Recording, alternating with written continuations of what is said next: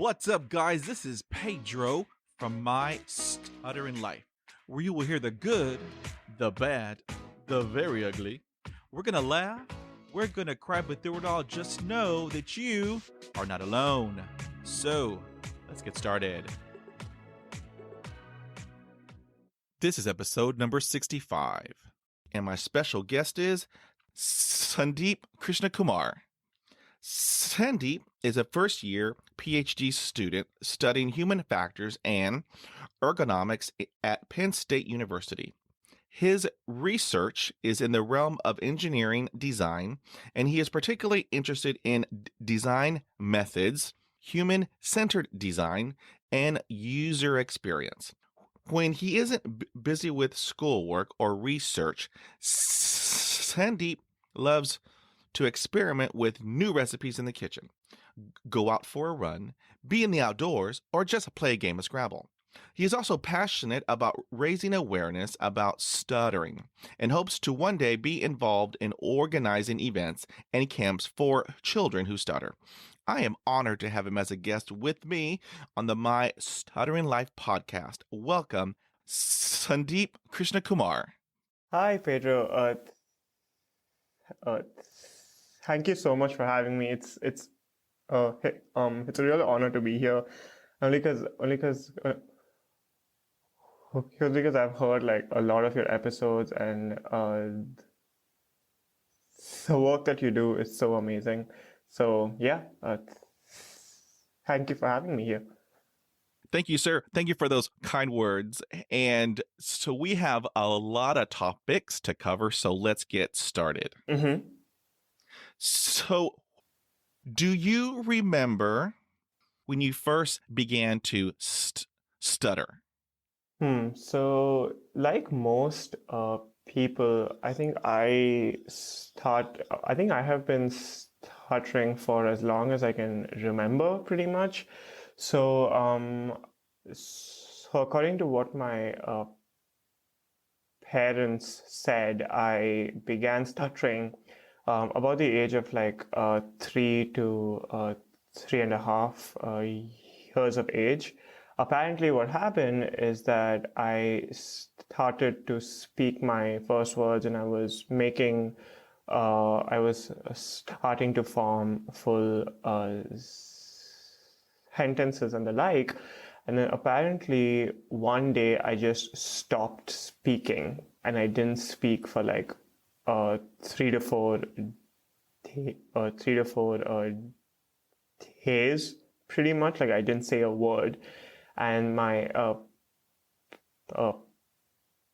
parents obviously started freaking out, because they were like, why is he not saying anything? And then when I started to speak again, I had a stutter. And that's sort of pretty much how, yeah. So since then, I think I pretty much have been stuttering my whole life since then. I really don't remember a day or a period when I did not have a stutter.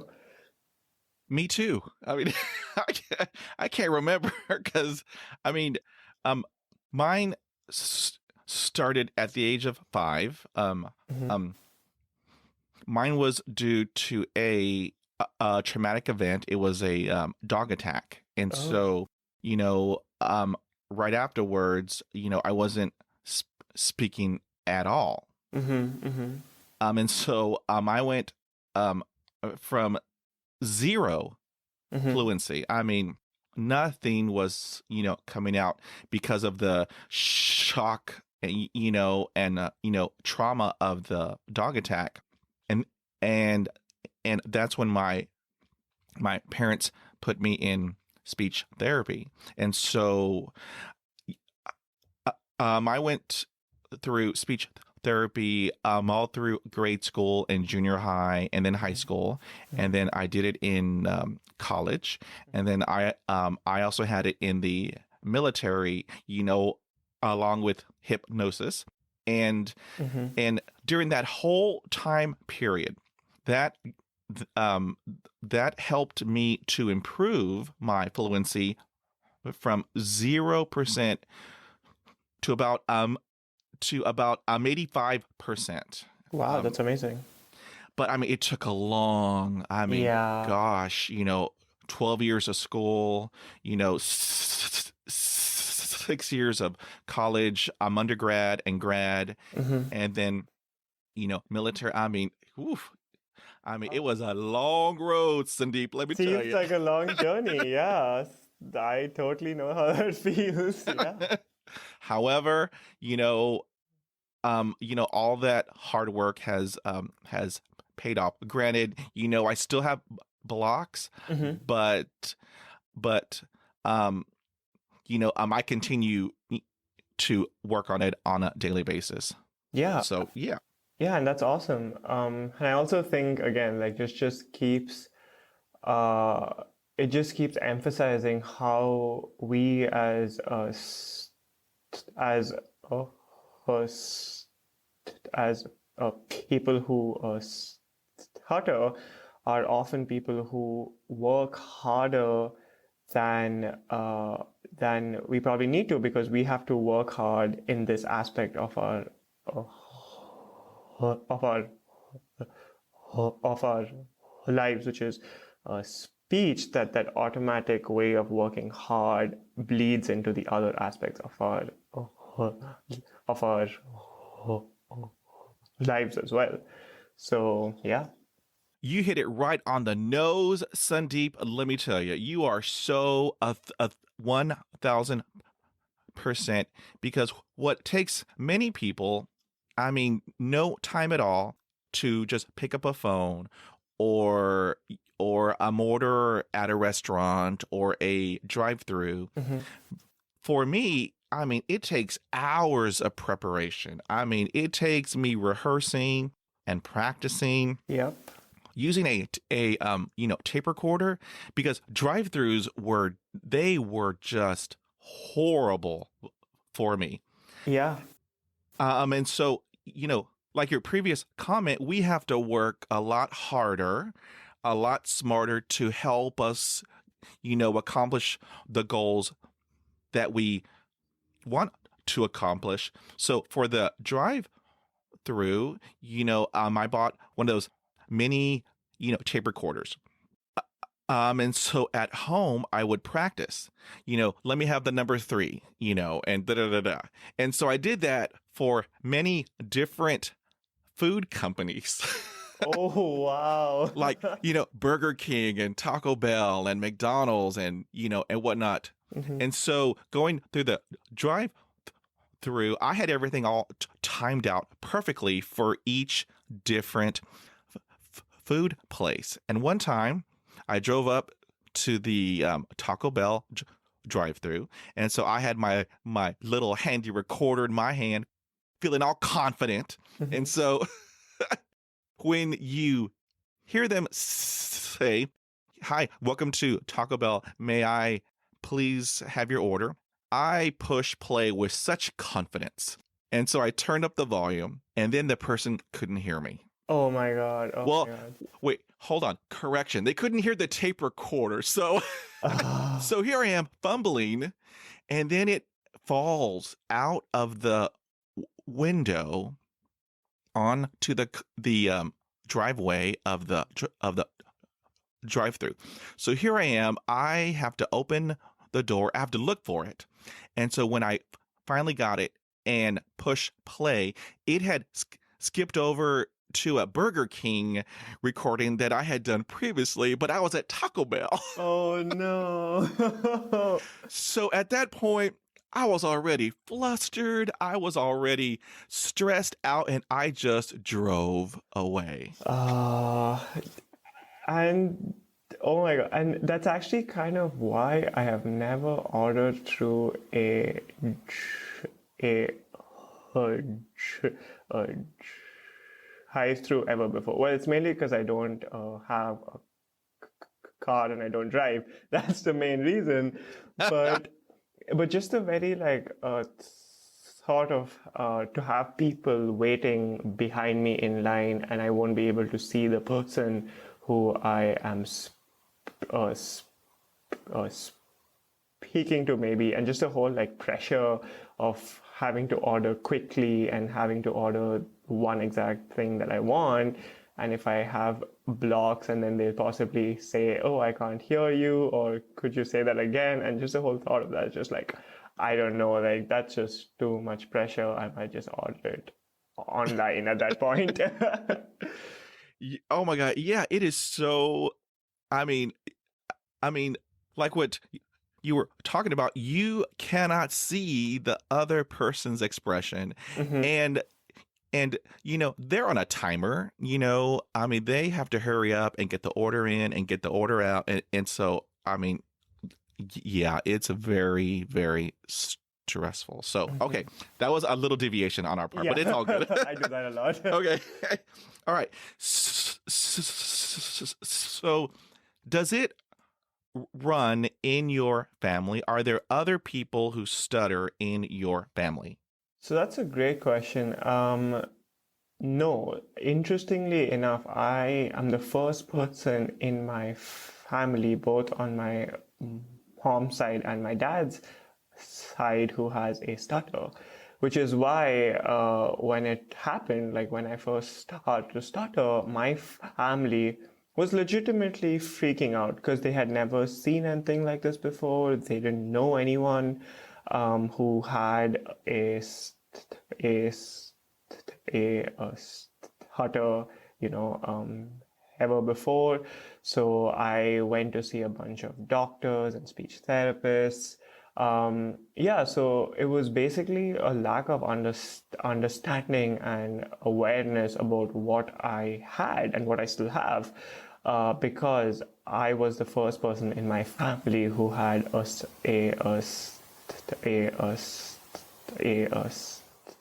and who still stutters. And to me, that is still very interesting because most people who I meet who have a stutter have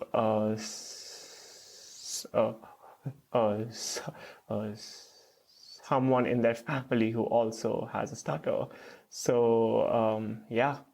With me, you are correct because my mom stuttered as a child. And so as she was growing up, it really had a huge impact on her. And one day she just told herself, I'm done. She's like, no more. That's it. I am done. And for her, I mean, that was it for her. I mean, she was done. I mean, no more stuttering for her.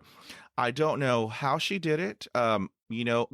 Girl power, women power. Yeah, true. I wish I had that. The power of the mind. And she just stopped. And so, I am just in awe of her. But yeah, for there's some research out there with regards to genetics in stuttering, and that's when I have always it has kept me up nights because I've always wondered, had I not had the dog attack at the age of 5, would I have gotten it from my mother? Because my brothers don't stutter. No one else in my family stutters. It was just her. And so, you can, have your mind racing, what if, but I always go back to, what if I didn't have the dog attack? Would I still have my stutter, later in life? So, it's just, it's just very interesting. Yeah, and that is really interesting because so even with me, of like the way my stutter uh, uh, began, I don't know if it was particularly linked to a traumatic incident, but apparently, around when I stopped uh, speaking for a few days. Uh, so there was an old man who lived in our area, back home, and he just had a surgery on his eye. And so when he was walking past our house one day, he had his big black uh, uh, uh, uh, uh, uh, glasses on because he just had an operation on his eye. And apparently, when I looked at him, I got a little bit scared. So my parents aren't really sure of like seeing that if my so basically my parents aren't sure if my stutter is linked to that incident of me being afraid after I looked at him, after I saw him, because it all happened to happen around the same time, so they're not sure if they're linked. But even I have thought on a few days, like, oh, what if my stutter is because of that? What if that was my traumatic incident? And what if I just didn't happen to be outside the house that day and happen to see him? Would I not have my stutter at all, or would it still have happened? Are they really linked or not? So it's just interesting because we have these questions with ourselves so often, like what if and what if, and yeah. I mean, it just keeps you just up at night, just, thinking. But, I mean, it's just, fascinating, all of the what ifs. Mm-hmm. So have you ever had speech therapy in school? You were talking about how your parents had you meet with doctors and speech therapists. How did speech therapy go for you? Was it helpful? So speech therapy for me as a kid was a very mixed experience, just because I didn't really have access to a trained speech therapist. So we went to a bunch of only again because my parents didn't really have a lot of access to information, because I was the first person in my family who had a stutter. We would see a bunch of uh,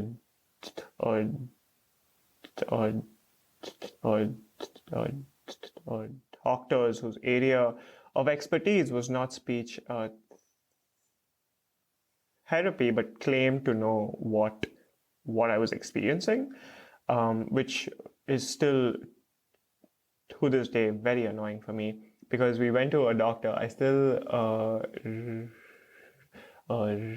remember this so clearly. We went to a doctor and he recommended that he could operate on my tongue, and that could cure my stutter.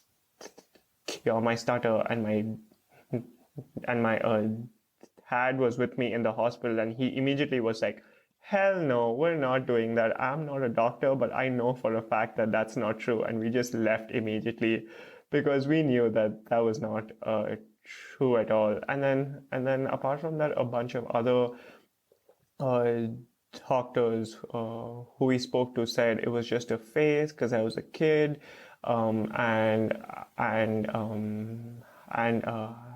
as I grew older, then I would eventually grow out of it, which people at times do. Like, it's just a thing that they experience when they're kids, and then it fades away as they grow older. But to tell someone that it will go away when you become older is not a good thing to do. Only because it's sort of had me waiting, like, is there a certain year that I will not have a stutter anymore? Like, it was just sort of making me wait, which I have now for years just accepted, like, that's never gonna happen. Although we did go to one person who had a decent amount of information about speech therapy and stuttering, But the exercise that I was asked to do was just like, here's a book, and you can read the book and read it very slowly. So it was just making me read like books and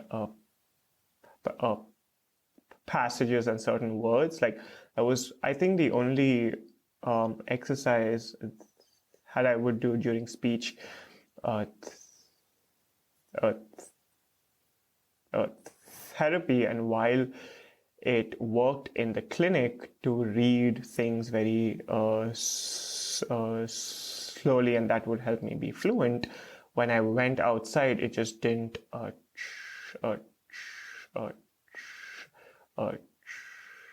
transfer. And then we sort of eventually uh, uh, came to realize that it wasn't working out. And this was many, many, many years ago, back when I was in the fourth grade, or something like that. So it was a while ago. It was many, many years ago. So for a good number of years, I did not have any sort of speech therapy whatsoever, only because I sort of was like, I don't really need speech speech speech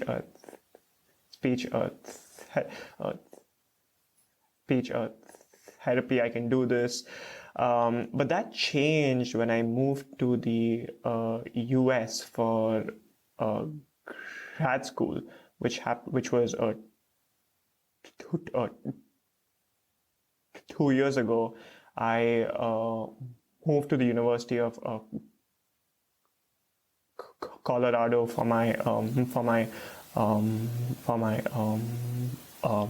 master's degree, and I think it was something about the change and change in the place and the people and the culture, and moving halfway across the world as well, that my speech took a pretty hard hit. I wasn't in a great place with my speech. I was experiencing a lot more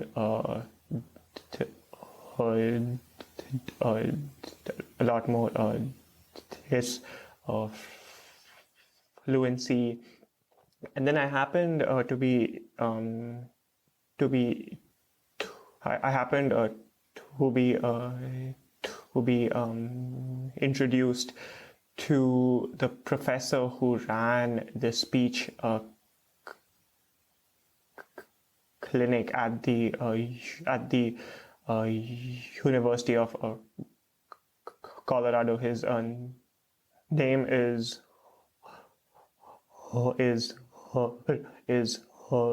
Ryan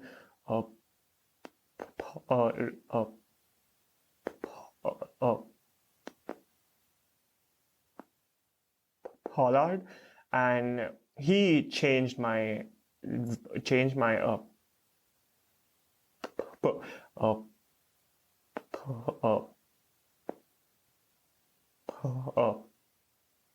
perspective on my speech and my view on my speech completely. If he's, I don't know if he will hear this, but if he's hearing this, you are an absolutely amazing person, and you changed my life a lot. So basically, he introduced me to the speech therapy program that they had in the university over there, and that program was way more effective than the program which I had earlier on, just because it was a lot more focus on understanding your speech and trying to think of ways and techniques that work for you. And it was more about, you can't really be cured. You can never be completely cured from your stutter, but you can take ownership of it. You can take, instead of it controlling you, you can control it. You decide which words you want to block on, for how long you want to block on those words, because you are the person that's in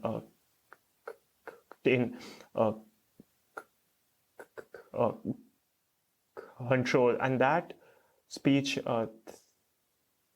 therapy program just changed my whole perspective on speech therapy itself and how I was approaching my speech. And after I moved to Penn State for my PhD degree, I am now in speech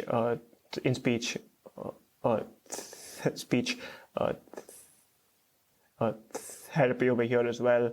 And even here, it's really focused on emphasizing that you are the person who is in control of your speech and trying to understand ways that work for you and for your speech.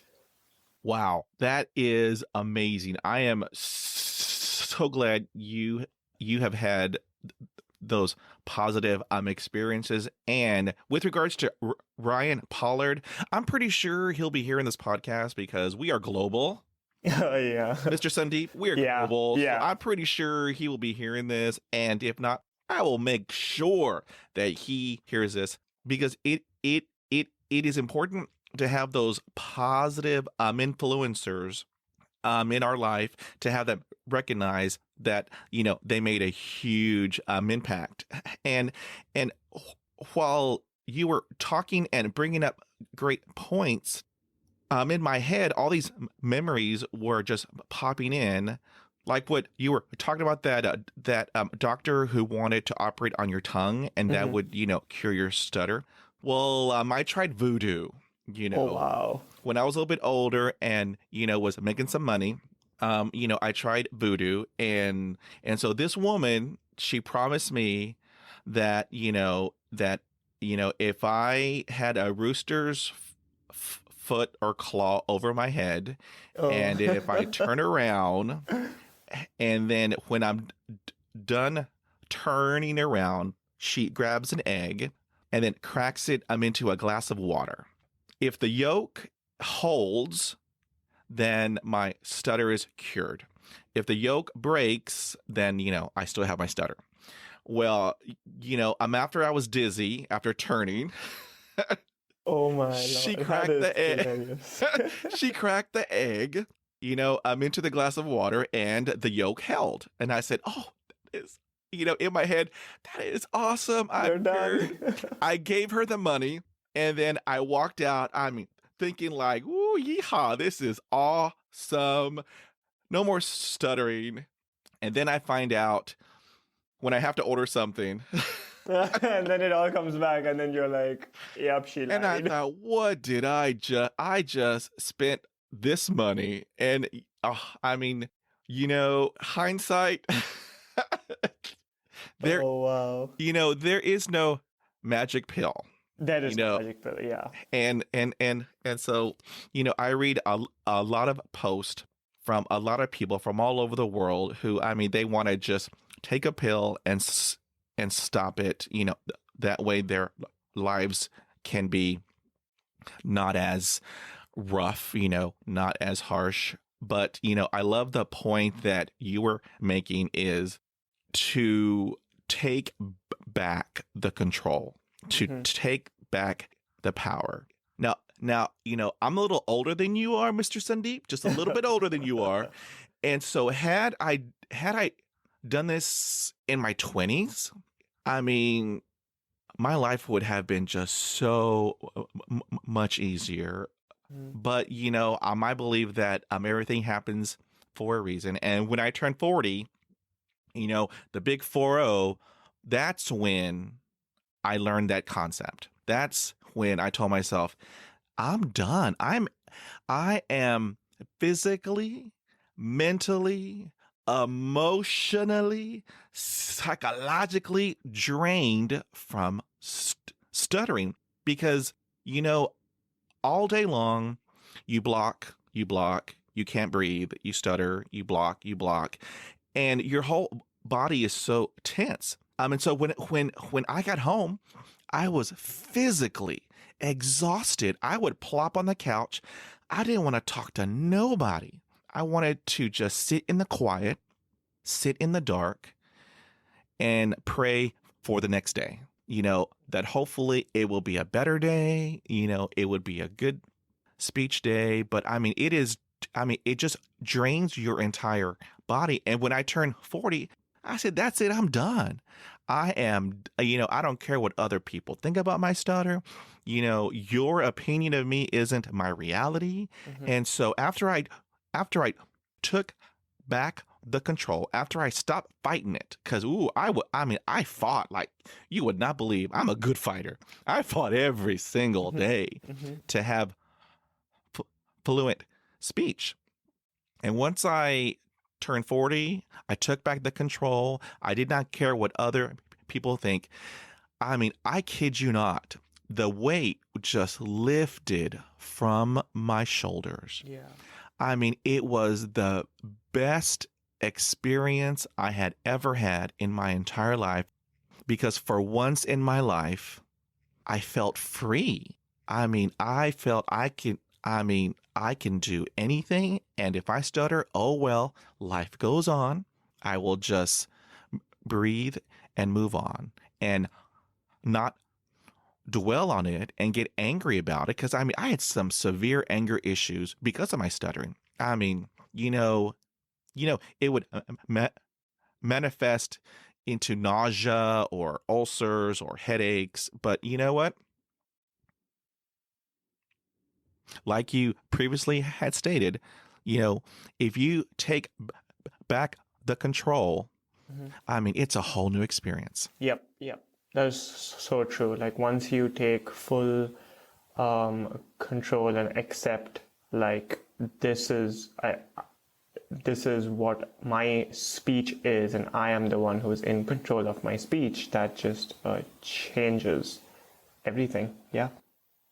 Now, talking about experience, how was high school as a stutterer? High school was definitely an interesting experience, just because for a good period of time I refused to let my stutter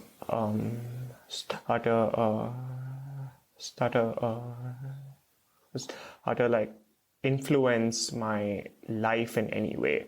Like I would still do public speaking events. I would still participate in extracurricular activities.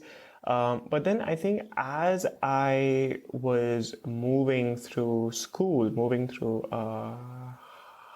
high school and growing older, that's when things started to get harder, because I think I started to realize a little bit more and more that, okay, this is now starting to have an impact on a few things. Just for example, I was at an event and I was speaking on stage and I blocked a lot and my whole body was shaking. And then I started to feel and experience like, okay, I think this is now starting to have an effect in a few of the things that I do. And I wasn't bullied or anything in any sort of way, but people would pass rude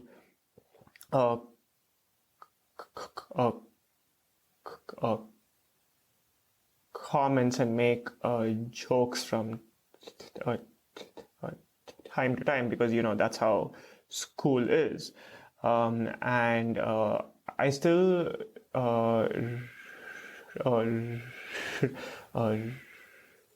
remember this one particularly hurtful incident that happened once. I was at school one day and I was on my way to an event. It was a model UN event, and there was one of my friends who wished me all the best, and I said thanks. And some kid in the background, who I didn't particularly know really well,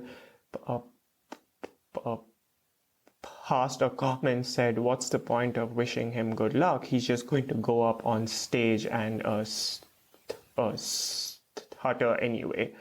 And again, like that was one of the, I think that's still possibly one of the most hurtful comments I have ever gotten about my speech till date, because it makes you sort of question the things you can and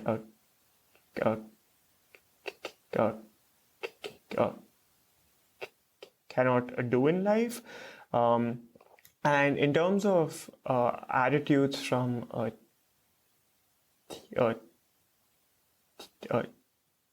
teachers, I didn't really have a whole lot of problems with being understood by teachers. Most of my teachers were fairly understanding and empathetic, and I'm still very grateful for that. Although there was one teacher who particularly would be a little over empathetic sometimes, where she would exempt me from having to speak in front of the class and stuff like that, which at the moment was, "Thank you so much, this is amazing, and I don't have to do that." She would treat me differently from the other kids, and if I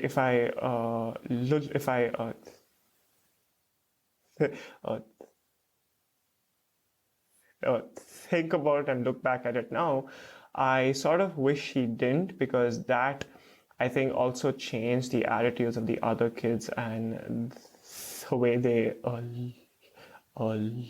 looked at me as well.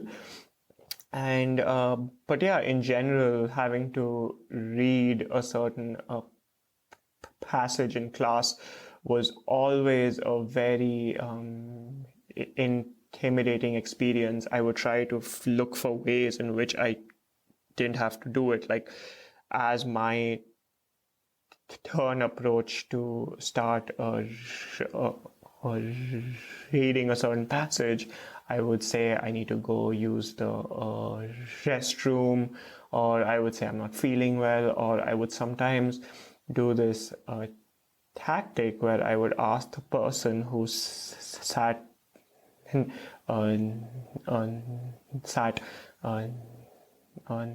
next to me to read along with me in a very low voice, because when someone says or speaks with me, basically speaks the same words with me, I don't have a stutter. So I would ask them to read with me in a very low voice, just so that would be easier. But yeah, just like I think most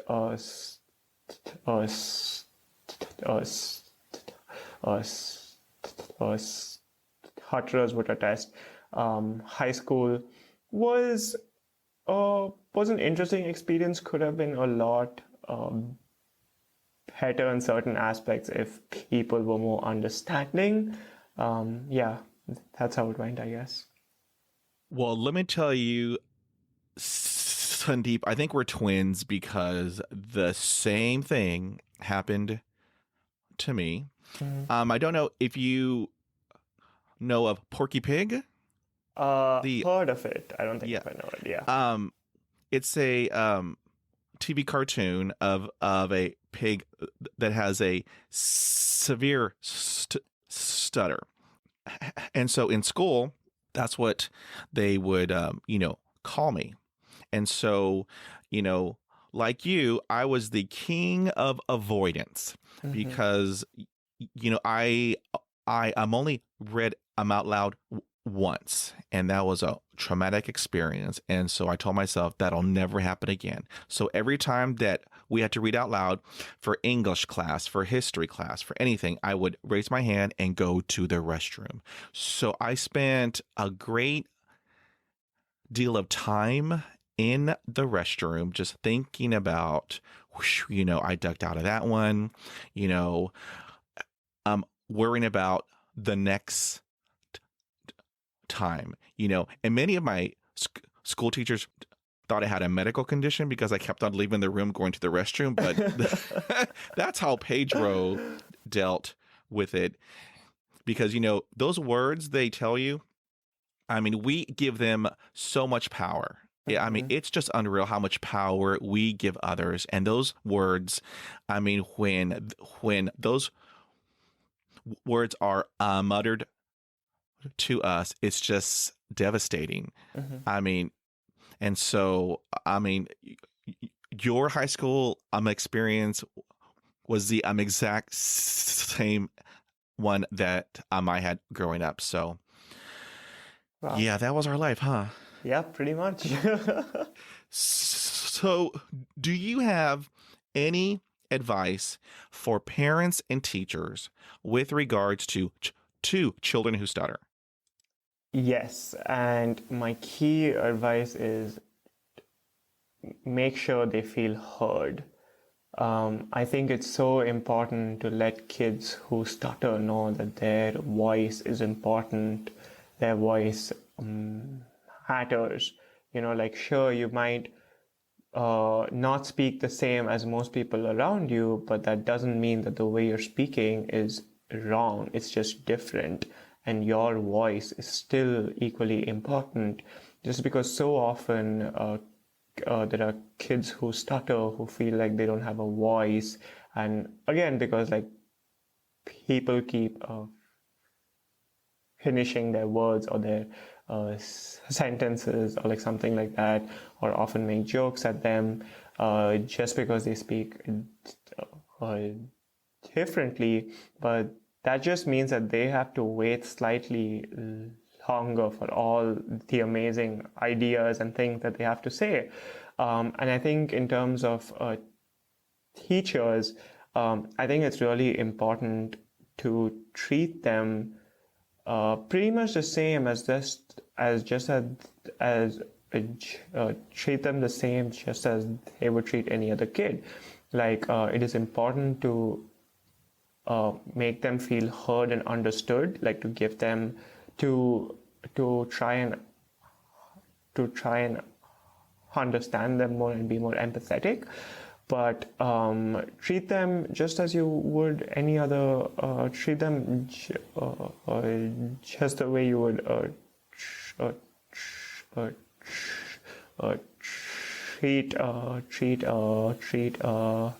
treat any other kid in the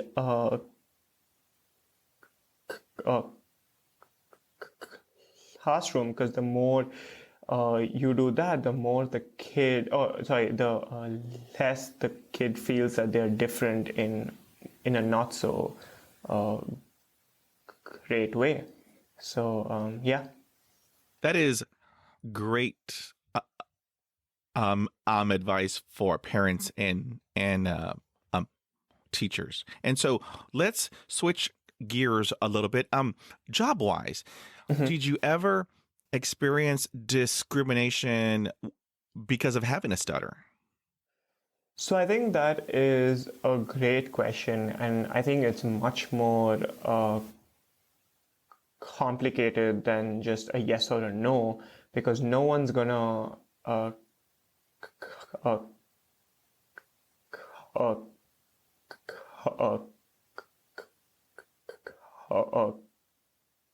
come out straight up and say that you weren't that you didn't get the job because you have a stutter, because that is technically against a law. But I think I have experienced one incident where I proved to be a more than capable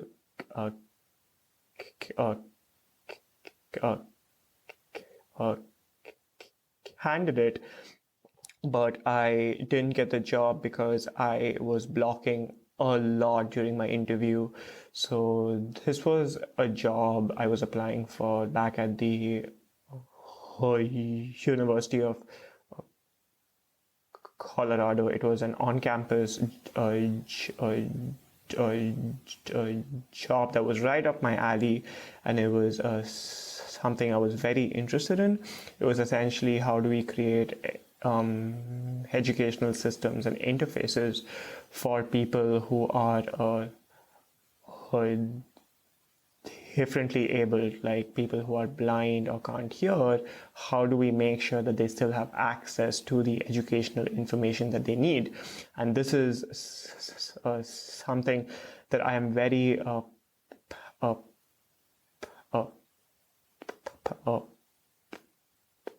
passionate about and have some experience in interacting with users and understanding what they want to see in a certain product. So, but the problem was the interview was a day after I came back from a holiday, and just because of all the traveling and everything else, I was quite exhausted, and my speech generally becomes a lot harder to work with when I am pretty exhausted. And plus just being very anxious about the interview. So during the interview, I was blocking a lot, quite a bit, and the interviewer seemed to hint here and there that, yep, you would have to interact with a lot of people, and my answer for everything was, yes, I can. But then after the interview got over, and I even had an interview with my interviewer's supervisor, implying that I'd made it to the next round of the interview as well. And then the interview ended, and I was told that I would hear back in a week or so, but I just never heard back. And I kept emailing the person who interviewed me, and they never answered any of my emails. So it was a month later that I emailed the interviewer's supervisor and said, hey, I still haven't heard back anything on that job I had interviewed for. And then the supervisor emailed my interviewer asking me to email me explicitly and saying, and to inform me what my status was. And then I finally got an email saying that I didn't get the job. And I was okay with that, but I was more importantly interested in understanding the ways that I could improve. So I asked them, hey, so thank you for informing me about the status of the job, but please can you inform me like what went wrong so that I know where I need to improve, because I will be applying for jobs in the future, obviously. And they answered by saying, oh no, you were fine, you answered all the questions great, you were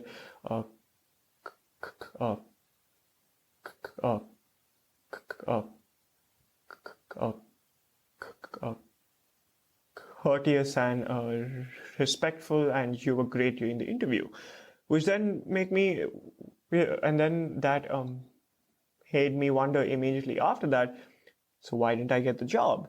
And I started to think about it, and it could be me overthinking, because I'm a champion in overthinking, that maybe she wasn't being honest with why I didn't get the job, because she didn't want to explicitly say that she thought my stutter would be a problem, and she probably preferred recruiting someone who was completely fluent all the time. So even though it wasn't an explicit, you didn't get the job because you have a stutter, it made me wonder if that was one of her reasons explicit. And it's also because she kept hinting during the interview that, yeah, you would have to interact with a lot of people. And yeah, so even though it wasn't an outright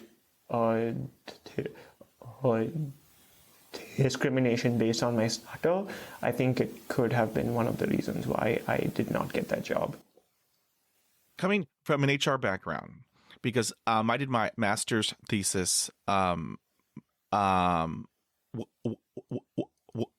working in human resources, because my master's is in industrial organizational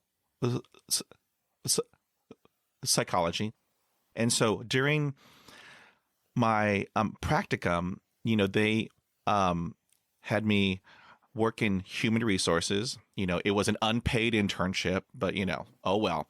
Oh, So they they had me you know visit the many different departments of human resources. They had me in grievances, they had me in testing, they had me in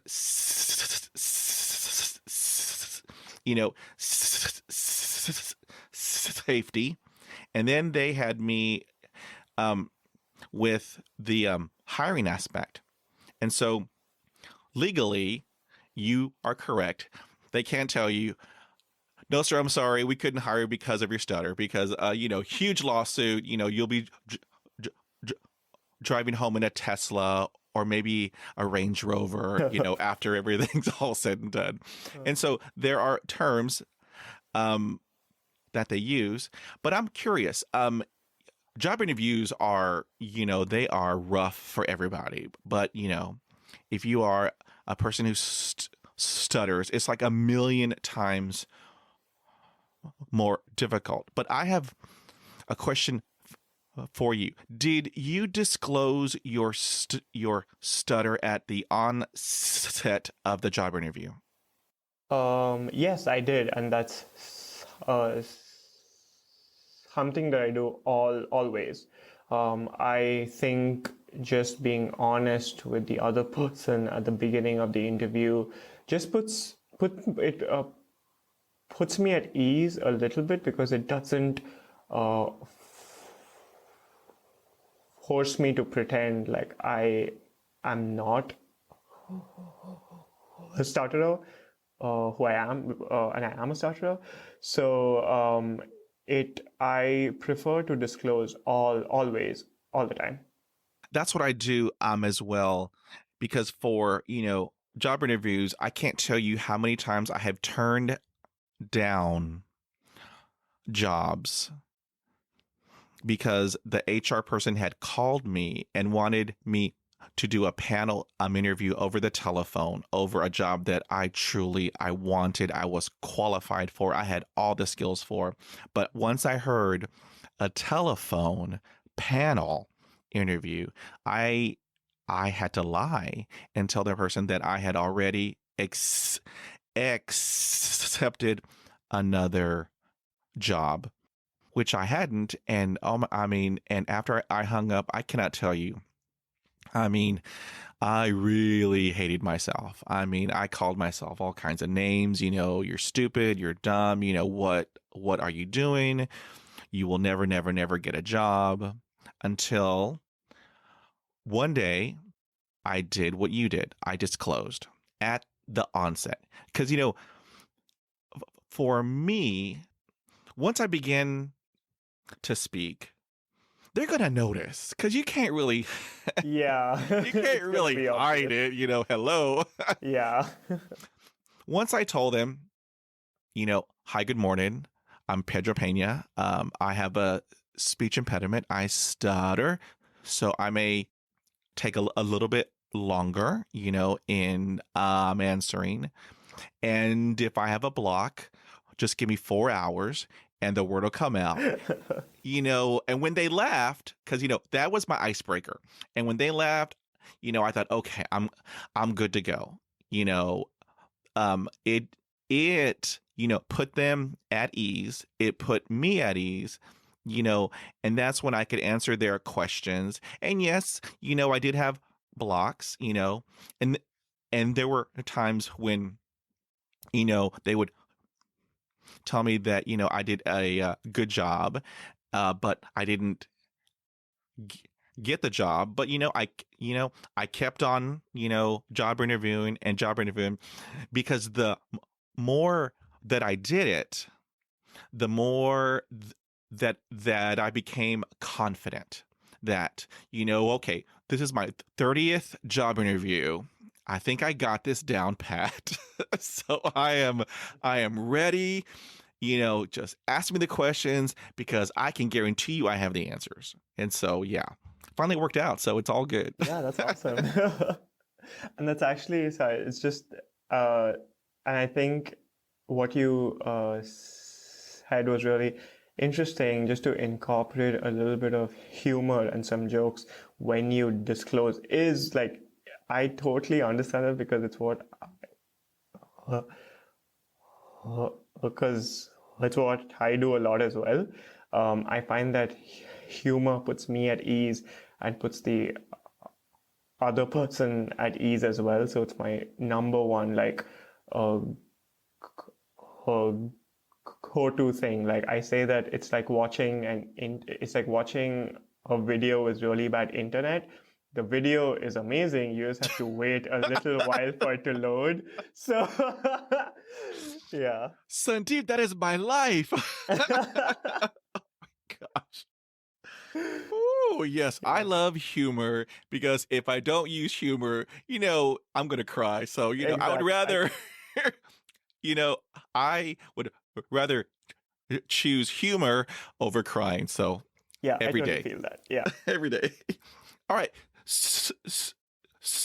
Okay. So, have you ever experienced depression because of your stutter? And if you had, did you ever seek you know professional treatment for it? So, in my opinion, the word depression is a very strong word, and I don't think I have ever felt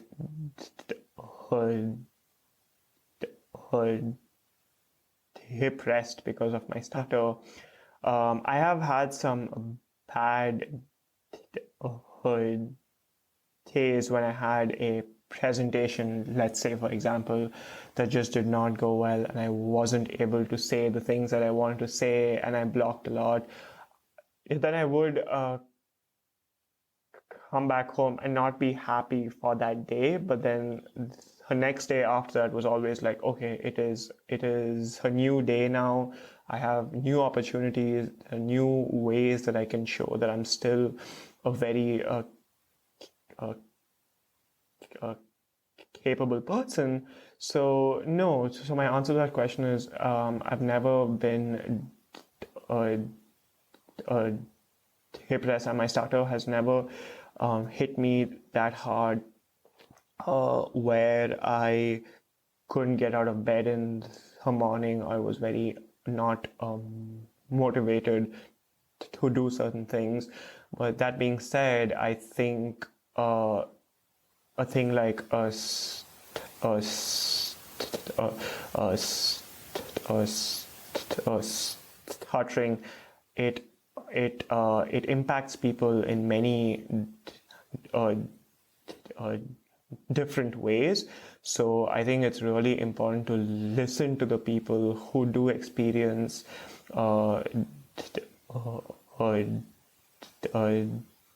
depression because of their speech, because they feel like they aren't heard or they aren't able to say what they want to say. So I think it's really important to pay attention and hear the people who do experience these things. That's a great point.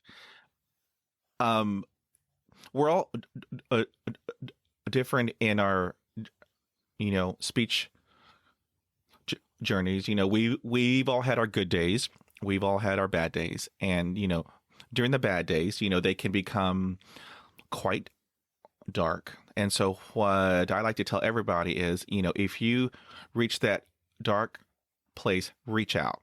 There are a lot of people out there, and there are a lot of wonderful organizations, who are there to help. So I tell everybody, if you have a stutter and if you're having difficulty, reach out, because there are a ton of fantastic resources out there, who can help. So yeah.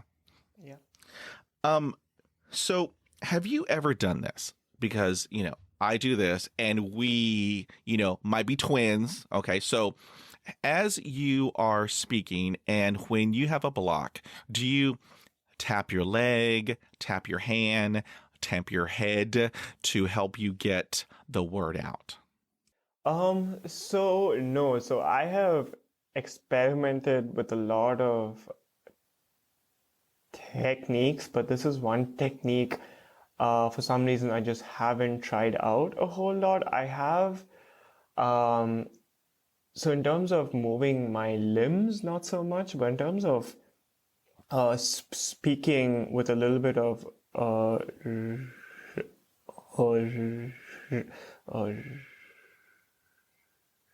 rhythm, or with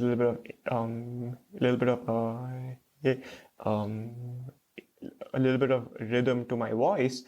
I have tried that before because, like most people who stutter, when we sing, we don't have a stutter. So I would sometimes change my pitch a little bit, change my tone a little bit, just like how I am talking right now. So I think it's also interesting how when we use a little bit of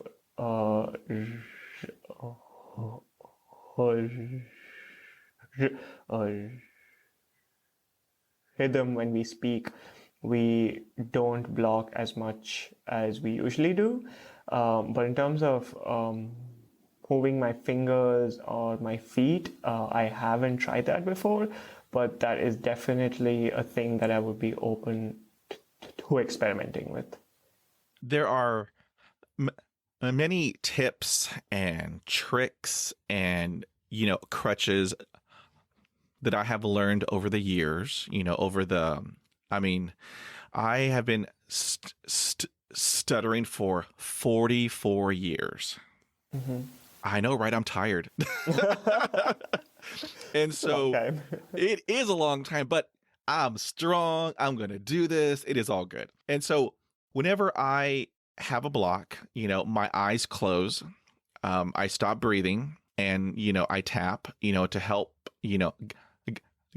get the word out. And I'm hoping, it works, most of the time. But, if I'm having like a severe block and nothing is coming out, and, I'm not breathing, my eyes are closed, I may get a little dizzy, and so I'm hoping that it comes out before I pass out and fall to the floor. And so it works for me because we're all different. Mm-hmm. About 50% of the time, but I have a lot of tools in my toolbox, and so if one doesn't work, I'll go to the next. Like when I'm singing and I'm trying to get the word out, Sandeep, I do the same thing. Yeah. I raise up the rhythm. And so I mean, we are very creative. We are very resourceful, and there were times when, I would use an accent, it's quite lovely. Yeah. Oh, I love the British accent. I want some water. So this is really interesting. So I am particularly obsessed with the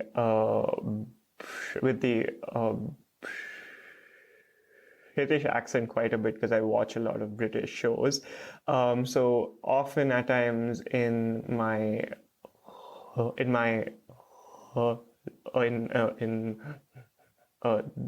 lab, I'll somehow start talking just for fun in like a British accent. And one of my people, and one of the people who work with me in the lab, one day said, "Hey, when you talk in a British accent, you don't stutter." And I'm like, yeah, when I do accents, I don't stutter as much as I usually do. So so I also do accents at times, just as a joke, and then people are like, "Wow, you don't stutter when you do an accent," and I'm like, "Yep, it's pretty amazing." Right. Like you, I love the British accent. Mm-hmm. I love it. I mean, I think it is just awesome. And the, funny part is back in high school, I was on the drama team. And so I did a lot of plays and prose and poetry and whatnot. And The most interesting comment that I had received 100% of the time is, how can you do that because you stutter? And so the only answer is, when I'm on stage, when I'm playing a character, I do not stutter because that character does not stutter. So I am completely immersed into that character, and when I'm reading my lines, I don't stutter. So it just blows my mind that Yeah. I can be on stage in front of hundreds of people, and I can act and hit all my lines, and I don't stutter. It's just, it, that's a head scratcher. Yeah, it's pretty amazing that when we play a certain role or a certain persona, our speech just changes so much. Yeah. So let me ask you this, because this is a very important question. So, what is the most effective technique that you do for fluency? So this is a really great question, and so because of the speech therapy which I have been attending for the past 2-ish years now, it's really helped me gain a better understanding of the mechanics of my own speech, and I've realized that a lot of my speech is about breath control. I often try to push out too many words in one single breath, and I've just used up all the air in my lungs, that I start to sweat and my body starts to twitch. So because a lot of my speech revolves around the lack of breath control, something that really helps me is phrasing. So I split my sentences into smaller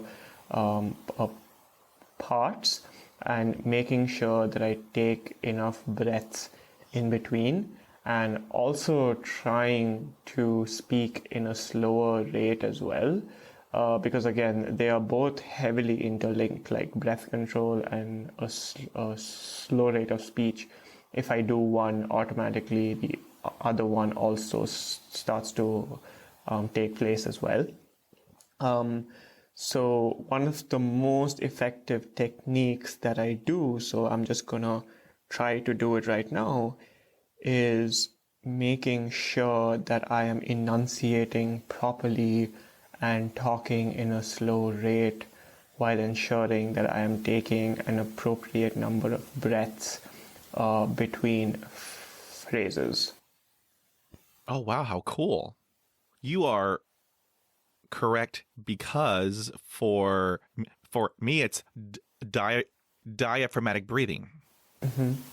That has taught me how to breathe through my belly, and as I'm inhaling, during the exhale I'm going to speak, and therefore my speech is very fluent. However, I sound like a robot.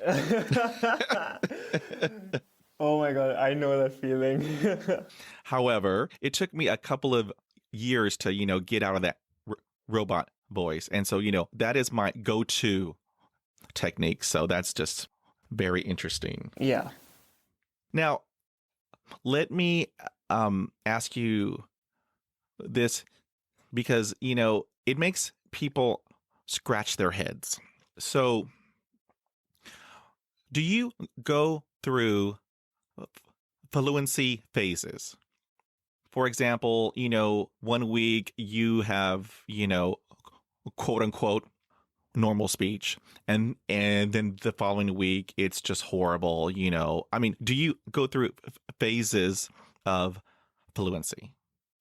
I know people who do like experience that quite a bit. Um, in terms of my own speech, yes, I I don't think it's as long as a week, but I definitely have like a decent-ish fluency for like 2 days, let's say, but then the day after that, like the entire day is just struggling to get simple words out. Actually, a day like that happened 2 weeks ago, and it was particularly annoying because that was a day, it was just one um, meeting after the other. So it wasn't a great day to have a bad day with my speech. So, but yeah, I think so. This incident happened. So, this is a different incident. This happened last year when I was visiting my my grandparents in India, and my grandmother. And for some reason, I was having a very good day with my speech, and a very good few days with my speech. And my grandmother said something like, "Yeah, like you are stuttering a lot uh, uh, lesser than you usually do." And I'm like, "Yeah, I've been in speech uh, uh, uh, speech uh, therapy for a while now. It's helping out." So I thought that, okay, like I'm having a good couple of days. But then the week after that was not the same. The first half of the week, I was having issues with saying words that I usually don't have issues with. So yeah, I do go through fluency of phases. It's not very often, but I do experience them. See, and that is so interesting because I do as well. And people tell me, you know, that I'm faking having a stutter and, fake news, fake news. I said, no, I'm just having a good week. I mean, I cannot explain it. I'm just having a good week. So now you had touched on this previously, just very briefly. You touched on this, but I want the full story because, I have a full 8-hour response to it, but I want to hear yours. So, do you let others help you finish your sentences? Oh my God, Pedro, I can also attest that I can go on an 8 hour long like rant or awareness raising conversation with anyone about this, because I can be very honest, like at times I this was way back in school, I used to allow people to let me finish my sentences because it put me out of my misery for that very brief instant. A few weeks, no, this was last year, I read this amazing article on the internet, and if you want, I can email it to you as well. It was about how you should never finish the sentences of people who stutter, because if you don't let them say what they want to say or what they have to say, you are taking away that power from them. So for me, it's if I'm not even able to finish my own sentences, what am I really doing? And so basically, when people finish my sentences, it's often something I let it slide for a little bit, because it is inherently something that people do, even if you see a conversation among two fluent speakers. At times people have this tendency of trying to predict what the other person is going to say. But I knew one person in particular who used to sometimes play a game, which still to this day drives me nuts, and it drove me nuts until I had a conversation with him. Actually, I kind of yelled at him, so that's a different story. But he would try to play this game. So if I would block on a certain word, and I remember this particular incident because I was having trouble with saying a word starting with P. And so I was blocking on that P sound, and he tried to predict literally every single word in the dictionary that started with a P. And when you have someone constantly in your ear trying to say a word when you are trying to say a completely different word, it can drive you pretty insane. So I literally, I was trying to say the word and I just stopped and I yelled at him and I said, let me goddamn finish what I have to say. So, and then I think he's probably got the hint that I was not happy about what he was doing. But now, very often people ask me openly. In fact, just 2 days ago, a person who works with me in the lab honestly asked me, like, hey, when I sometimes finish your words, do you want that? Like, is that okay, or am I not supposed to do that? And I said, I generally let it slide when it's just a few times, but I generally prefer if people don't finish my sentences, because I like to finich saying what I have to say. So yeah, so in general, just to answer your question in a nutshell, I hate it when people finish my sentences. If it's like a few incidents, I let it slide. But if it's something happening a lot, I often have a conversation with them and let them know that it's not okay. Right. Because, 9 times out of 10, they get it wrong. So, yeah. Yeah, they're mostly wrong pretty much all the time. But yeah. All right. So here is a hot topic. I mean, this is a hot topic that I have been asking people who stutter, and the answers are split right down the middle. So I want to hear what you do. So here comes this hot question. So when you are alone, Sandeep, can you speak without stuttering? I think yes. I think I can. So, and it's not only when I am alone. I think it varies quite a bit. So I think I do still experience like 1 or 2 small blocks, but nothing major like what I would usually experience if I was not alone. And in terms of alone, I think that's interesting because I heard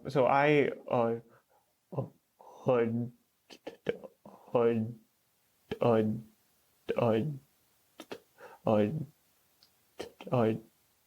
dog sit at times. I was pet sitting for a professor who I work with last year, and even before that, I was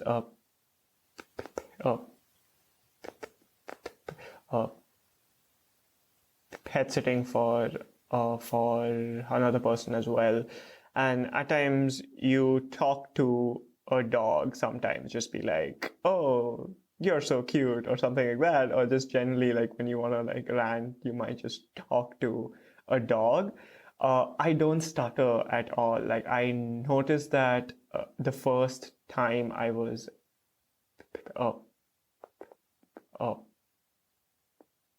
pet sitting for someone, that when I talk to a dog or an animal in general, my speech was pretty fluent, which is why dogs are amazing as well.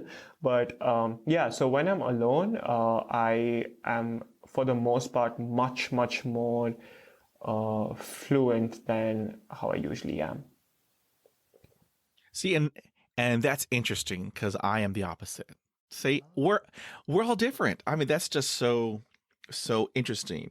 And so here is another hot topic. I mean, this one's like super hot. So, have you ever been speaking and you have a block, and the other person asks you, like, if you were meeting a person for the first time or doing an introduction, have they ever asked you, did you forget your name because of the long block?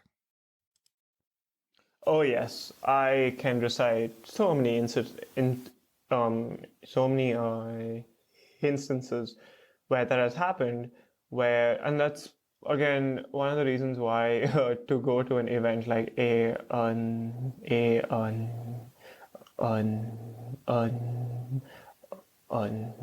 networking event is quite intimidating for me, just because the number of times I will have to introduce myself, which is why I love events where they give a, a name tag, because that sort of is like, okay, worst case, like they can see what's on my on name tag. But yeah, there have been a lot of instances where I have blocked on my name and people have immediately asked, you don't remember your own name? Or like, how do you forget your own name? And my immediate answer is, by the way, I actually have a stutter, which in retrospect, so this is something, it has a little bit of a silver uh, uh, lining as well, because it gives me a reason to disclose. Because otherwise, if I was completely fluent when I introduce myself and in the conversation after that, I probably wouldn't have disclosed at all. But blocking on my name and having them ask, oh, don't you know your own name? And then me saying, I do, I just have a stutter, is sort of a way for me to bring in that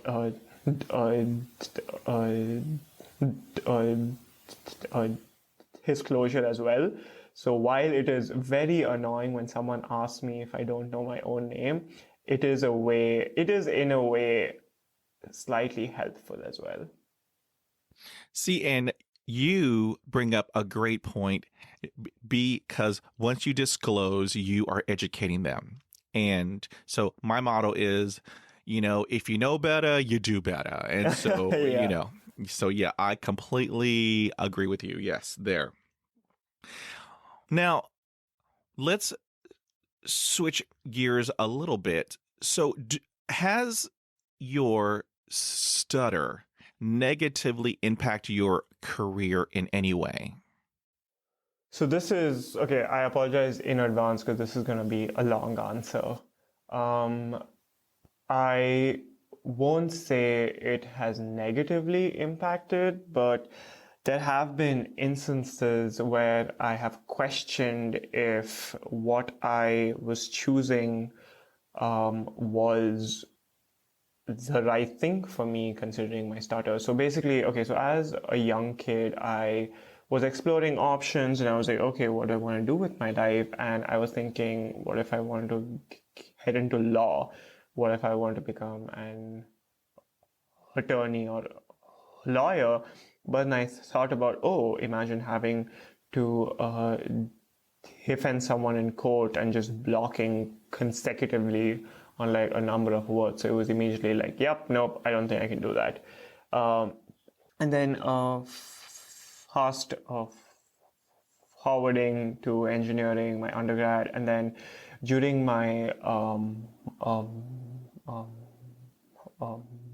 master's degree, I was then seriously thinking about doing a PhD, just because I was really interested in what I was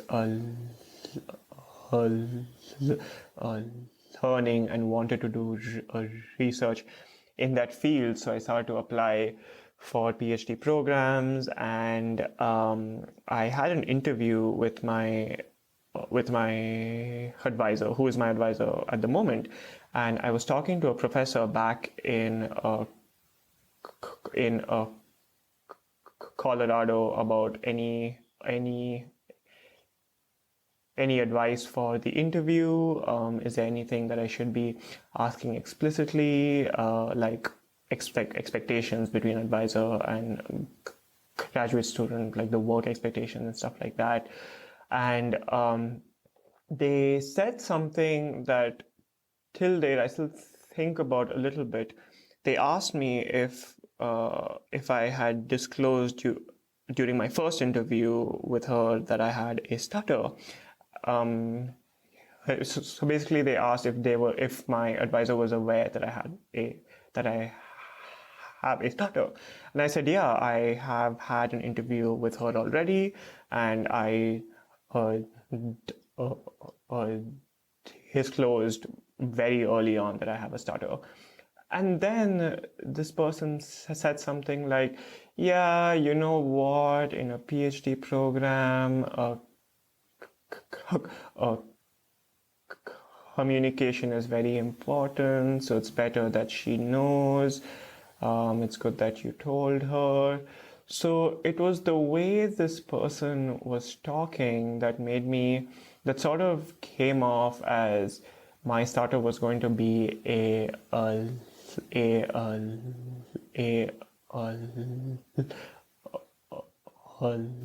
liability during my PhD program. And I think it hurt me a little bit more that this was a person who I went to seeking advice for this interview and for a PhD program in general. And they said something that sort of came off as questioning the role of my stutter in my PhD program. So that made me question a little bit, like, am I going to be able to do this? Because a PhD program is a lot of communication and presentation and research meetings and collaboration and so on and so forth. But luckily, it has not impacted it in any way. Like, I'm very grateful for having a lab space where everyone is so understanding and accepting, and just a general great environment to work in. My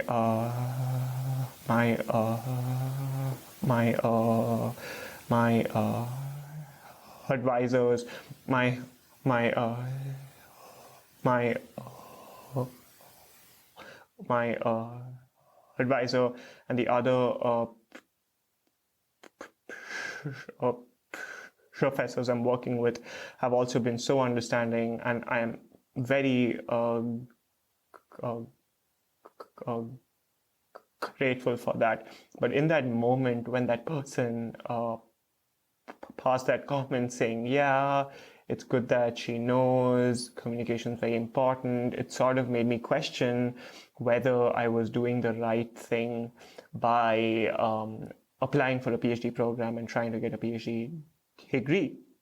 And now beyond my PhD program as well, when I think about what I want to do after I graduate with my PhD degree, I have thought about, in general, I don't want to get into academia just because I feel like I am more interested in getting into industry. But even sometimes when I've thought about having to teach or talk in front of a class every single day almost, just is like, I don't know if I can do that. And even if academia in general is now making progress to accepting people who are different, just I have questioned whether academia would see me as a capable teacher because I have a stutter. So I have had that internal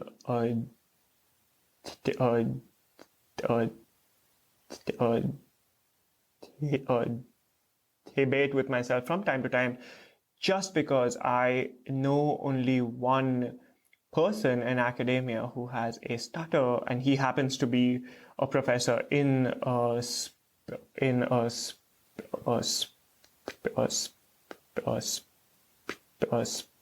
speech and language pathology. Like, his area of expertise is stuttering. So, but outside of that, I have not met a single person who stutters who went into academia, and it's sort of making me question, is there a reason why? Like, is academia is a hard place to get into if you're a person who has a speech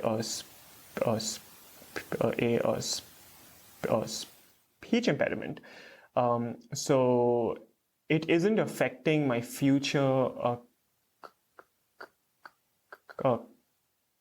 career choices as a whole, just because even if I didn't have a stutter, I don't think I would be inclined towards getting into academia. I would be more inclined towards getting into industry.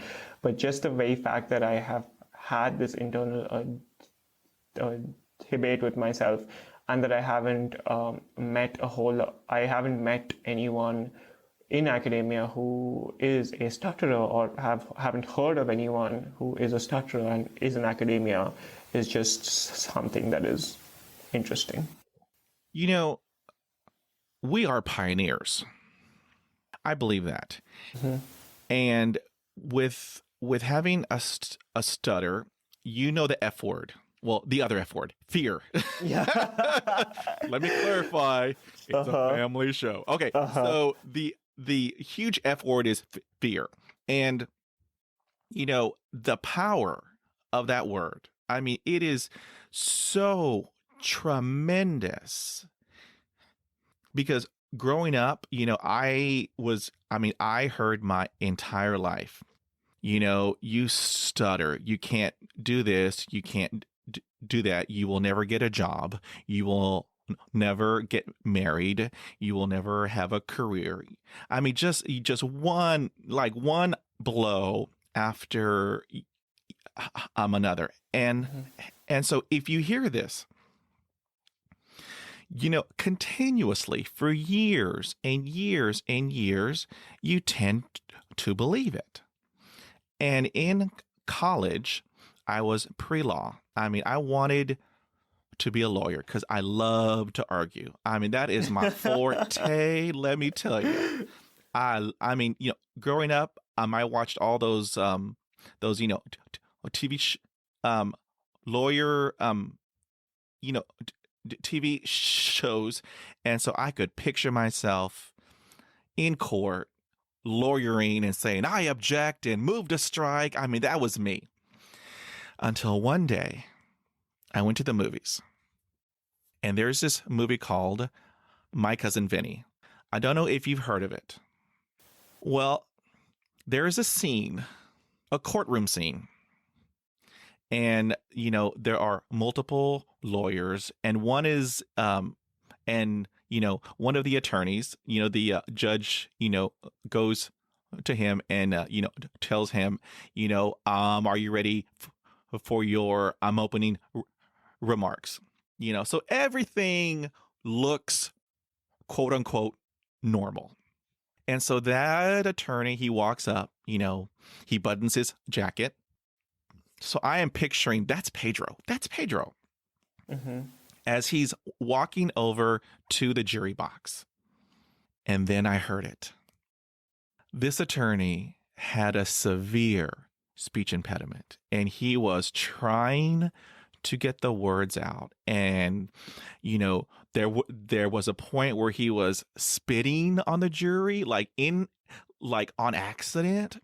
And their eyes were wide open and their mouths were gaping open, and he was having block after block, and he was hitting the jury box, you know, aka rhythm method, you know, to help him get the word out.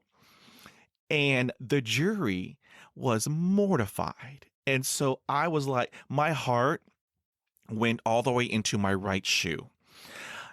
And I thought, that's not going to be me. That is not going to be Pedro.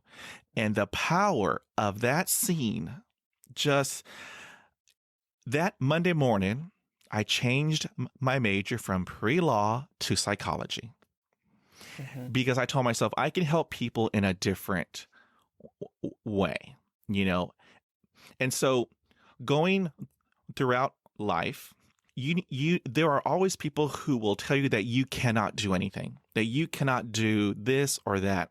There are always those people. And what I have learned from that moment is I'm going to prove you wrong. I'm going to prove you wrong. Mm-hmm. And now I am a trainer. So I teach people. I teach Wow. people. And, I teach hundreds of people, and there are a lot of people who told me I could not do that. I could not do that because I stutter. How can I teach people if I can't even talk? Mm-hmm. And let me tell you, I took all that in and I turned that negative into a positive. And I said, I'm going to do this. And so now when I walk up to that podium, I'm not scared. I have no anxiety. I cannot wait. I am so excited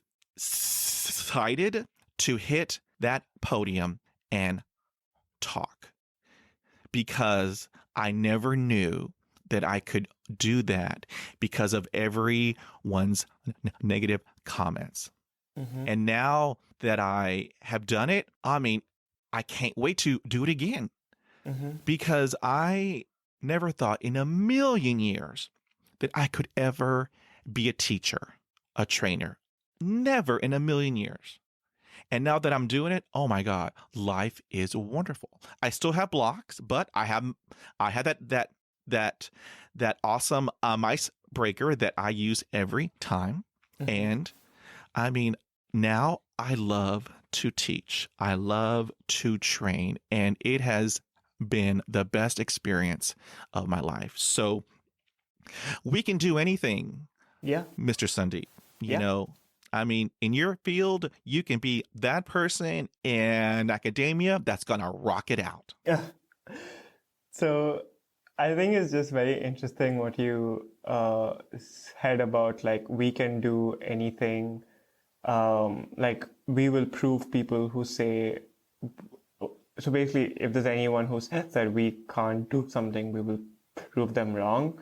And that's really interesting because after that professor who hinted that like, oh yeah, like this could be a problem if you go into a PhD program, I went online and did a lot of research, and I was looking if like people who were doing PhD programs also had stuttered, who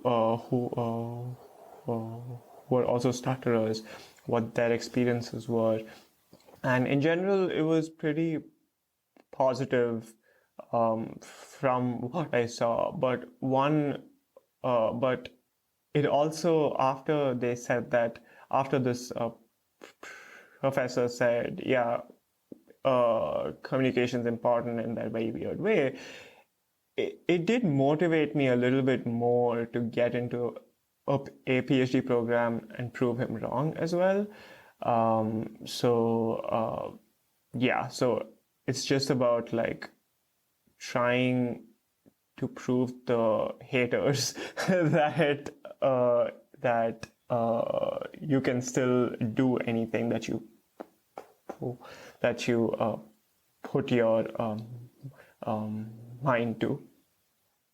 Yes, and you are 1,000% correct because there are haters out there. There are people who are just so negative, and I call them vampires because all of their constant negativity, it can drain you. Mm-hmm.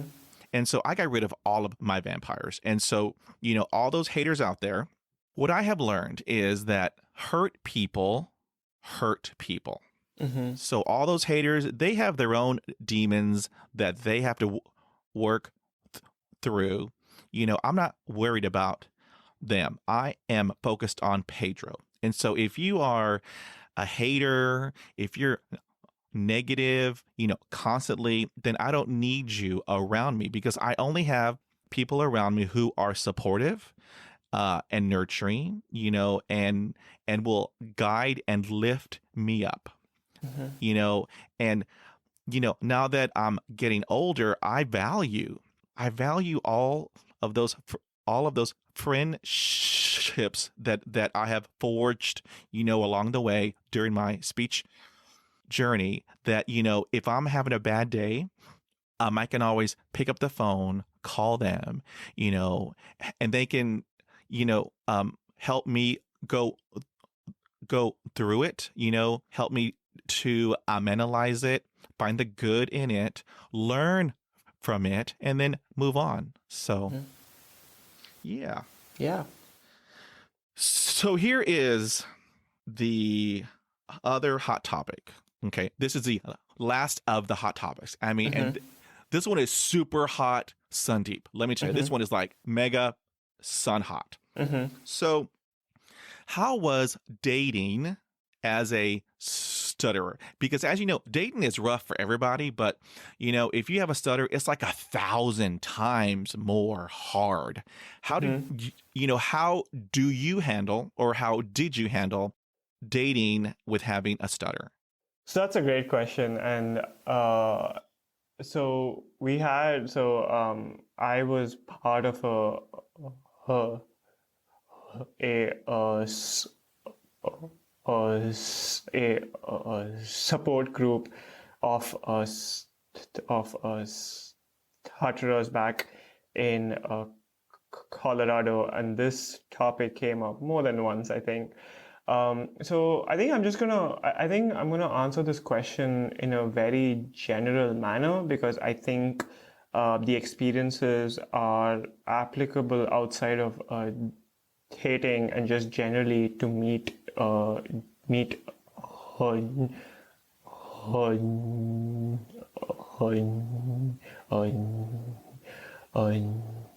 uh, new people, irrespective of whether they're just going to be friends or something more.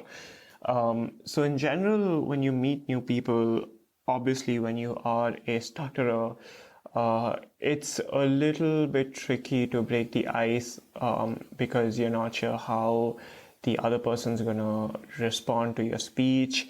Again, introducing yourself and like starting a conversation or being able to hold a conversation is something that can be tricky. But I have found that having a stutter or seeing how people respond to your stutter can sometimes be a filter of sorts, if that makes any sense at all. So I have more than once used a stutter when I've met a new person, either decided that I can have conversations with them a little bit more, and nope, this is not working out, based on how they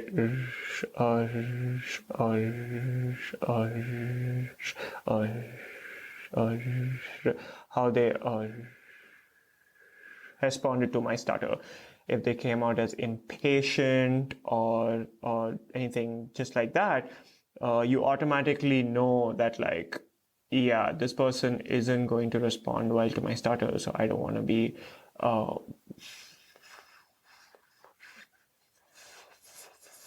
friends with them or anything more. But in general, but the other way that you see it, you can see and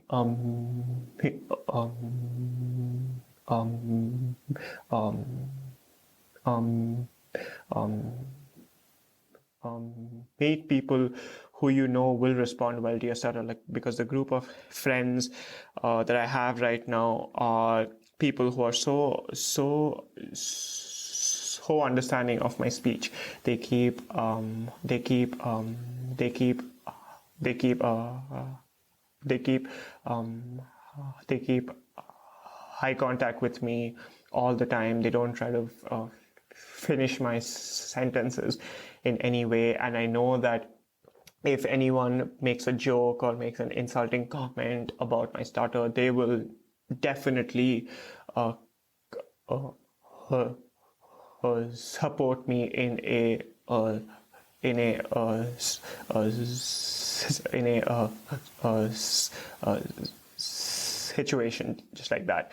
So I think generally dating and making friends and to meet new people generally, because I think all the experience are very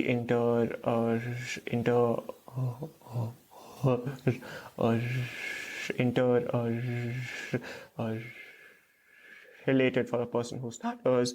It can be hard, but it's also a great way to uh, uh,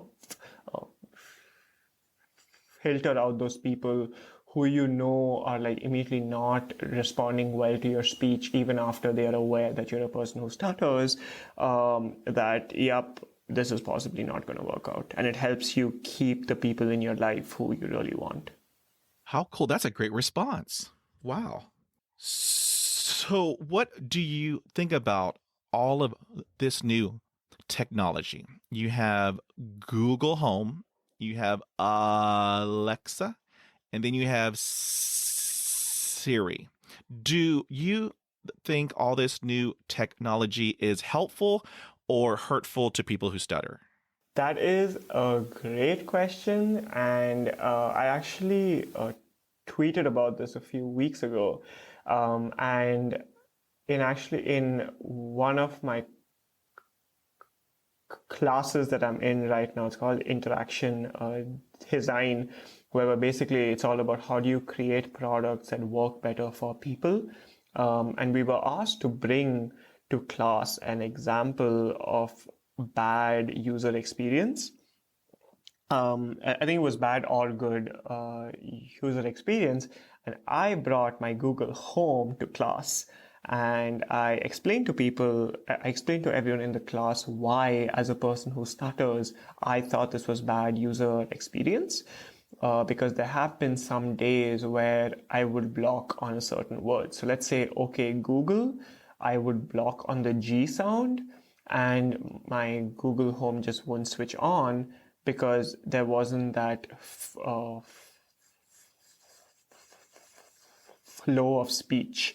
There was that break over there, and there have been certain instances where I would ask it to play a certain song, but because I would block on a certain word, it would think that I was done speaking. So it would either not play a song at all, or it would play a completely different song than what I had initially wanted. So I think for people who stutter, and I don't think it's that big of a like a change that designers and engineers have to make, because they essentially just have to, in your app or whatever on your Google Home, create some sort of an option to create a lag. Basically say something like, after the Google Home or Alexa or Siri or whatever thinks it is done hearing what I'm saying, wait for 3 seconds or 5 seconds or anything more based on your speech, that it'll wait for more things for you to say, and then depending on that, it'll take out actions accordingly. So it's in my personal opinion, it's a pretty simple fix, but I think the problem is that they didn't consider this to be an issue. So I think devices like Google Home and Alexa and Siri can be particularly annoying for people who stutter, especially when they quite literally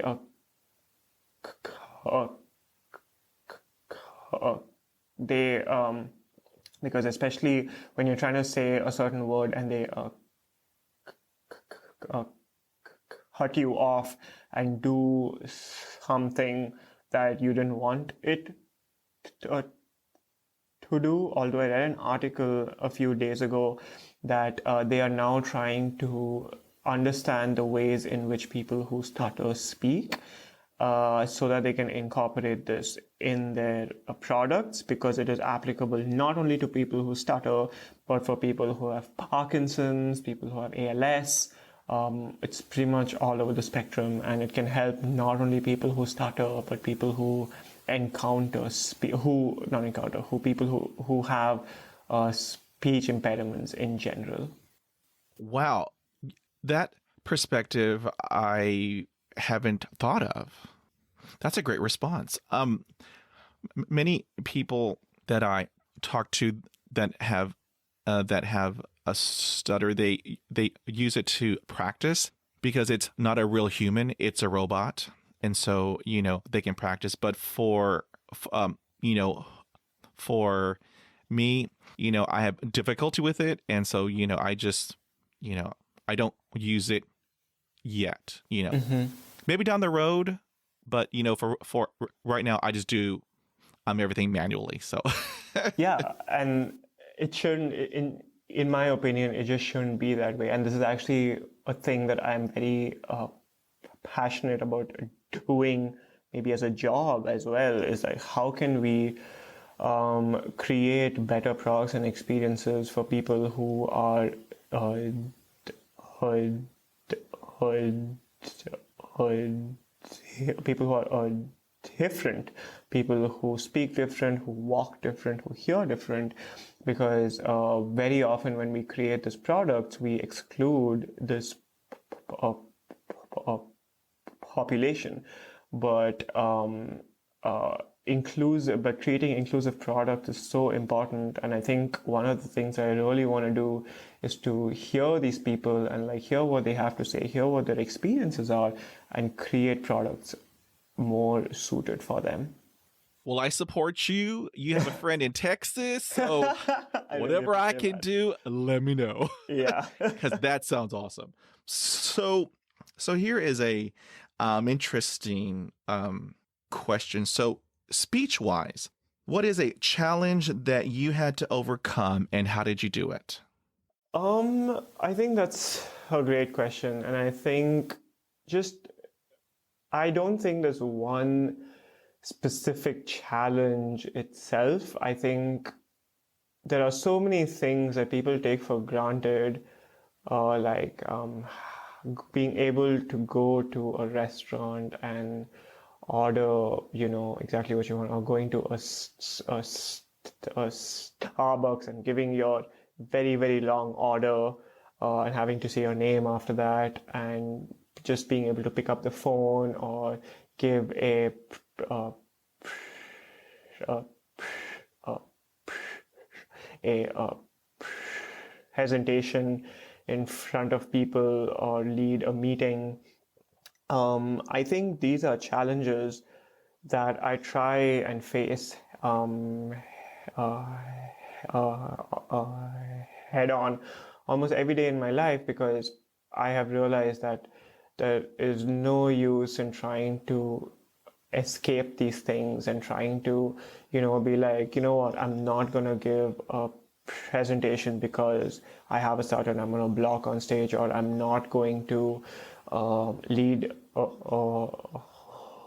a meeting, or take or just be in that meeting, or be active in the meeting, or be active in class and ask questions because I'm afraid I'll stutter, because these are things that I want to do, but I am afraid of doing. And I think just overcoming that fear is a challenge that I am now facing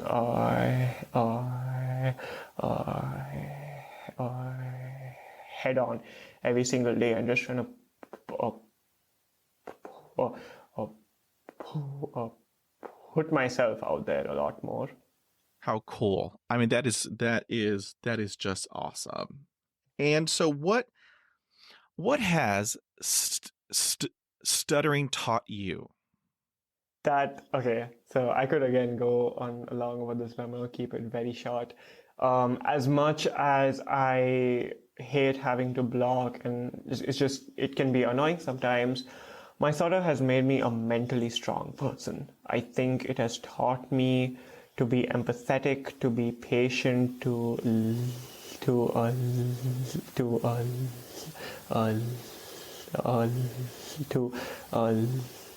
listen to what people have to say, to understand their experiences better, which is basically being empathetic. It has made me appreciate the little things in life a lot. So just for example, like I had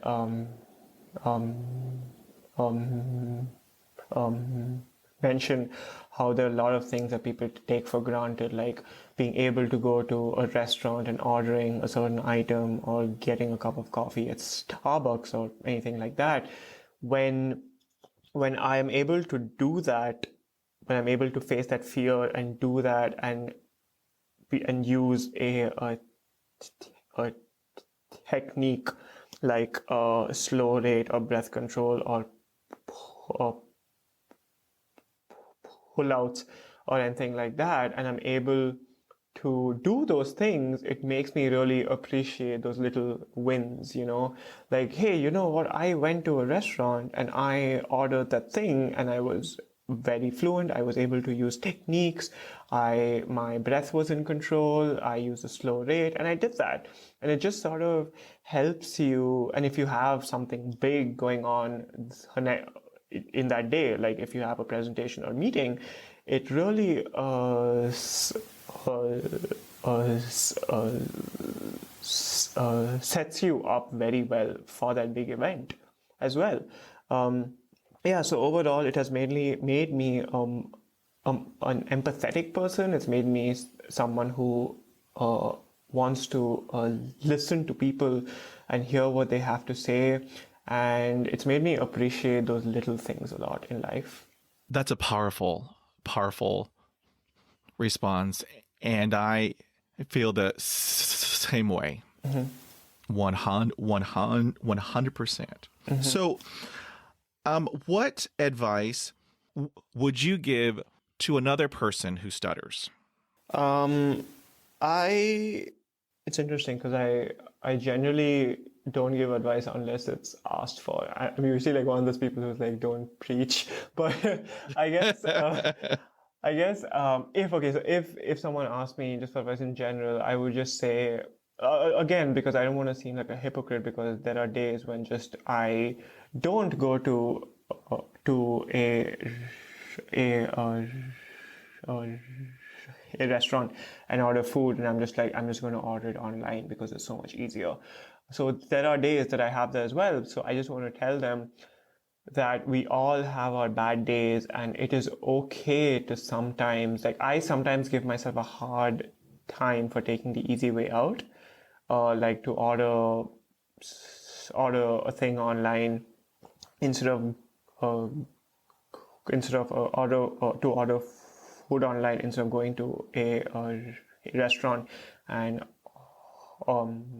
ordering it in person. I give myself a hard time sometimes saying that, yep, I took the easy way out, that's not okay, and I shouldn't do that. But I've lately started to think that it is okay to do that sometimes, but try to not do it all the time. Like, try to challenge yourself from time to time and say, hey, you know what, I ordered it online so I've been ordering food online for the past week.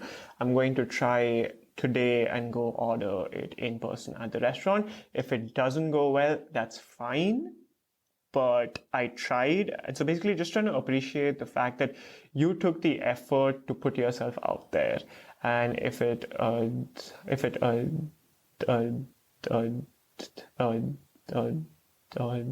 doesn't go well, that's okay.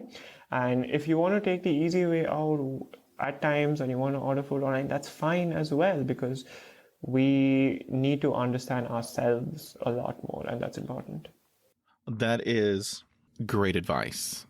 That's powerful. That's powerful. So on the opposite end of the spectrum, so if you had the opportunity to stand on the world stage and tell the whole world about stuttering, what would be the insight that you would give the world about stuttering?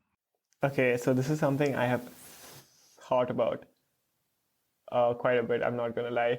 I would literally like try and crush the misconceptions that people have about stutterers. Like, we're always nervous all the time, and that's why we stutter, and we're mentally, and because I read this somewhere that someone thought that a stutterer was mentally less capable because they had a stutter, and I'm like, nope, that is completely false. So just try and crush those misconceptions that you can never be cured from a stutter. Like, you can work with it, you can take control of it, but you can never be totally cured. Like you said, there's no magic pill. And more importantly, I would try to raise awareness about what stuttering is and how how to interact with people who stutter. Like, try and not uh, finish their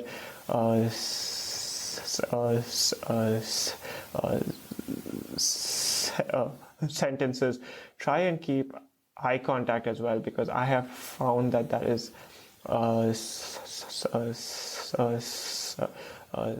something that does help me quite a bit. When the other person keeps eye contact with me, it forces me to keep eye contact with them as well, and that puts me at ease a lot. And I find that when people break their break their break their break their eye contact, when I have a block, it makes me a little bit uncomfortable. But yeah, so just trying to raise awareness about what we as people who start to appreciate, like keeping eye contact and not trying to finish our sentences, and hearing what we have to say, and also trying to let them know, like, there are things that you can learn from us. Like, we appreciate those small things in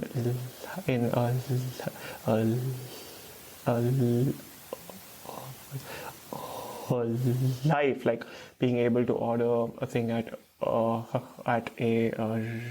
restaurant, or at Starbucks or something. So there are things that you can learn from us as well, because we really appreciate those small things in life. Well, that is awesome. And you were talking about maintaining eye contact. Mm-hmm. I want you to keep an eye out. Mm-hmm. Literally. One of my guests is Mike Wilson. Uh-huh. And so I'm going to publish his episode in the coming weeks. But I really want you to listen to that podcast interview, Mm-hmm. because he did something extraordinary with that. So, Okay. so that's a teaser. So write that. I'm excited now. Yeah. Mike Wilson, you are gonna love that podcast episode. Okay. Mm-hmm. All right. Well, Sandeep, I would like to thank you for spending your day with me. We've had a wonderful 2-hour conversation. That is fantastic. We are getting up there to what Joe Rogan has, like 3-hour podcast. So Wow. we're almost up to Joe Rogan status. So Wow. I have thoroughly enjoyed this conversation. I think you are #phenomenal. I think you are courageous. I think you are awesome. And I can't wait to have you on again, because I am so curious, about your major. Mm-hmm. So I want to have you back to just talk about that, because I am just intrigued with your major. And so I will have you back. All right. Yeah, and I just want to say thank you so much for having me on here. Your work, which you do, just to have people on your podcast who are, because I have heard so many people on your podcast on days when I was not having really great experiences with my speech, and just hearing their experiences and hearing how inspirational they were really helped me. So the work that you do is absolutely amazing, and I think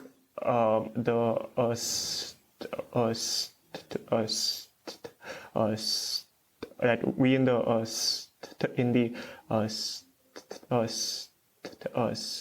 stuttering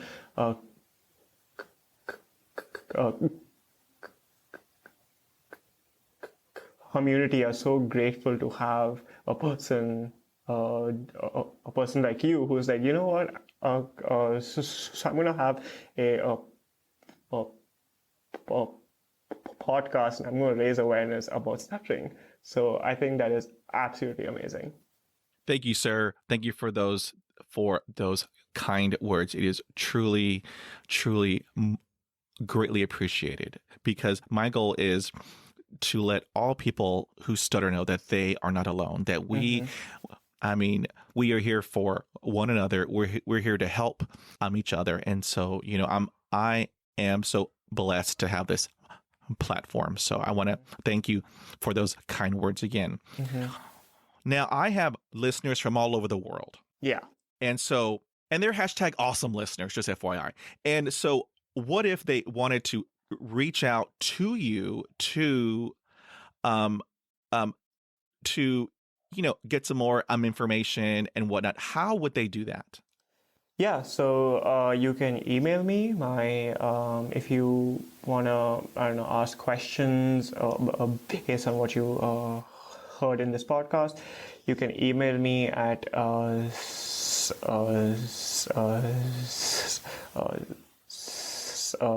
Sandeep Krishke 95 at gmail.com. That is SANDEEPKRISHK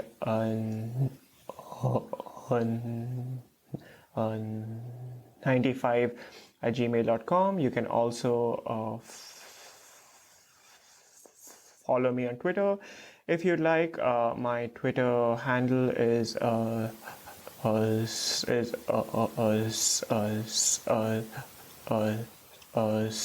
Krishke. That is SANDEEPKRISHK, or you can just search for my name on Twitter and it should pop up. Great. We will have those links in the podcast show notes. And so that way, when they log on to, what ever podcast platform they listen to, there will be links. They can just easily click on that and reach you. Mm-hmm. Yeah. So once again, I want to thank you, Sandeep, for having, I had the best time. It was a fantastic, wonderful, informative